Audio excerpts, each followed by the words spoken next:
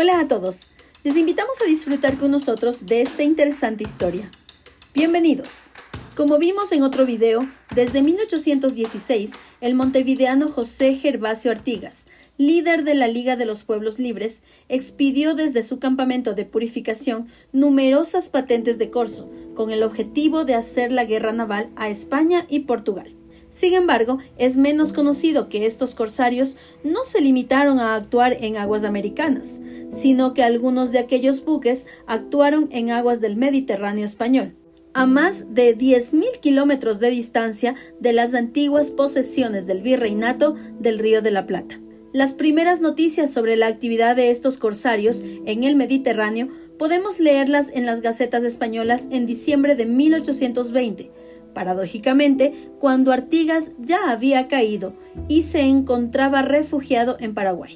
En estas publicaciones leemos que en la mañana del 5 de diciembre, en el Cabo de Gata, en el sur de España, una goleta insurgente llamada Argentino capturó a 3 pequeños mercantes que acababan de salir del puerto de Almería. Poco después, en otra gaceta leemos cómo la goleta corsaria había apresado a 7 mercantes en aquellas aguas. 4 de ellos fueron echados a pique tras tomar sus cargamentos de algodón, sardinas y aguardiente.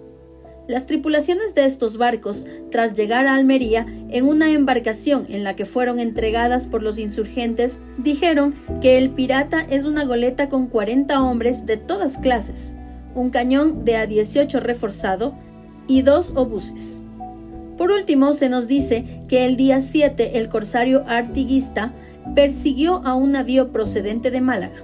Un día más tarde, el comandante militar de Marina de la provincia de Almería escribió muy alarmado al ministro de Marina para decirle que una goleta pintada de negro estaba destruyendo el comercio español desde Cabo de Gata hasta Calahonda, en la provincia de Granada.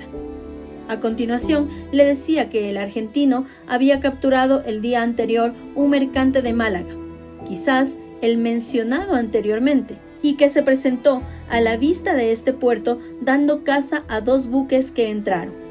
Además, en esta comunicación se decía que al buque corsario le acompañaba otra nave más pequeña, una escampavía armada, con cuya ayuda capturaba a los mercantes españoles. Luego se señalaba que quizás la guarida del argentino sería el puerto norteafricano de Orán, donde lleva a sus presas para saquearlas. Por último, se pedía que un bergantín de guerra surto en Cartagena partiera de inmediato hacia aguas de Almería. Más tarde, el día 28, se escribía desde el puerto de Málaga que una goleta sospechosa merodeaba aquellas aguas, creyéndose que pudiera ser la misma que actuaba en el Cabo de Gata, u otra de la misma especie de corsarios. A continuación, en esta carta se pedía que buques de guerra zarparan de Cádiz para evitar los estragos que aquella goleta estaba causando al comercio. Un día después, del 29, un diario de Barcelona publicaba el testimonio del patrón de un mercante que fue atacado sobre Sitges por una goleta corsaria insurgente que llevaba apresado y de remolque un jabeque, y a pesar del fuego de su fusilería pudo abandonarlo y escapar con toda su tripulación. Como respuesta a esto, según leemos en las gacetas, un buque particular en unión con otro de los guardacostas salió en persecución del corsario, que por entonces se encontraba frente al puerto de Sitges. Igualmente, desde Valencia se dio orden de que todos los buques guardacostas de la provincia salieran en busca de aquel corsario. De esos mismos días es una nota del capitán general del departamento de Cartagena comunicando que había partido de aquel puerto el bergantín de guerra Jason, con la orden de recorrer toda la costa del Cabo de Gata cuidadosamente y perseguir, batir y apresar dicho pirata, el cual estaba causando un grave perjuicio al comercio español. Poco después, en los primeros días de enero de 1821, el jefe político de Palma de Mallorca informó que al conocer que el buque corsario había capturado 2 barcos, uno frente al Cabo de San Sebastián y otro frente a Tarragona, dio orden de que 3 buques fuertemente armados salieran en busca del corsario artiguista. 2 semanas más tarde, el día 16, Antonio Ríquer, antiguo corsario y ahora comandante de los buques guardacostas de la provincia de Valencia, consiguió a bordo del buque San Antonio capturar al argentino. Según cuenta Riquer en su informe, estuvo buscando sin éxito al navío insurgente frente a Barcelona, Mataró y el Cabo de San Sebastián. Luego fue informado de que el corsario estaba en aguas de la provincia de Tarragona, consiguiendo al mediodía del día 16 avistarlo frente al pueblo de Altafulla, mientras intentaba dar caza a un bergantín. A continuación, el argentino abandonó la persecución y se dirigió hacia el navío de Riquer, quien a su vez se dirigía hacia los corsarios. Llegada la noche y estando ambas naves cerca, cuenta Riquer que el corsario rompió un vivísimo fuego de cañón y fusilería con grande gritería de ¡hurra! Luego, la San Antonio se aproximó al argentino y lo llamó varias veces, aunque la nave enemiga guardó silencio.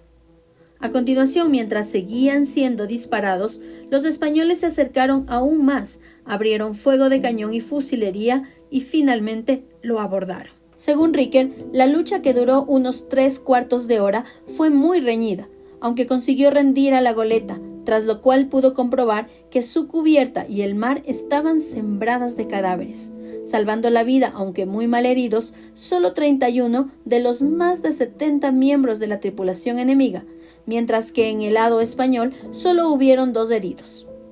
Tras esto, la San Antonio y su presa se dirigieron primero a Valencia, donde serían desembarcados los prisioneros, y luego al puerto de Denia.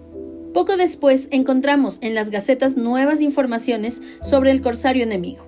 Según leemos, la mayor parte de la tripulación eran negros, y en el navío se halló mucho dinero. También se dice que el argentino había capturado durante la expedición 18 buques entre el Estrecho y Barcelona, que pertenecen al general de Marina de los Orientales de la América del Sur, de los cuales es jefe y protector don José Artigas, que había sido armada en Margarita, que en ella había muchos fusiles, pistolas, sables y 10 cañones, y que la comandaba el estadounidense Alfred Guthrie. Asimismo, junto a estas informaciones aparecen otras sobre un segundo buque corsario que acompañaba al argentino y que había sido avistado entre Villajoyosa y Alicante. Esta nave, a la que se buscó sin éxito, era un bergantín llamado General Rivera, comandado por el estadounidense Richard Moon, cuyo objetivo era manifestarse en estado de guerra y apresar buques de guerra o particulares pertenecientes a España y Portugal. Sobre Richard Moon, sabemos que había sido corsario durante la Guerra Anglo-Estadounidense de 1812. En cuanto al general Rivera, hay noticias de que fue alistado en Baltimore en enero de 1820 y que navegó hasta Isla Margarita. Más tarde, a mediados de año y antes de operar en Europa, el general Rivera actuó en las costas del Brasil portugués, donde consiguió burlar a sus perseguidores. Pero esa es otra historia. Si te gustó el video, dale like, suscríbete, comparte y comenta con tu opinión o cualquier sugerencia.